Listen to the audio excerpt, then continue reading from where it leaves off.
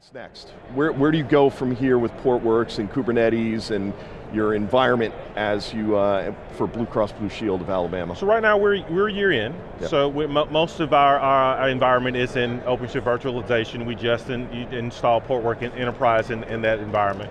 We're seeing great gains. For instance, VM migrations, which I say we're primarily VM shop right now. VM migrations under the old Hitachi CSI driver took a while. 10 times faster with Portworx Enterprise. Wow. And that number just, that's a thing. That's a thing. Yeah. That's a real thing. You know, we have yeah. 600 VMs. Imagine if you had some of the Metas, the Amazons that have thousands. Yeah.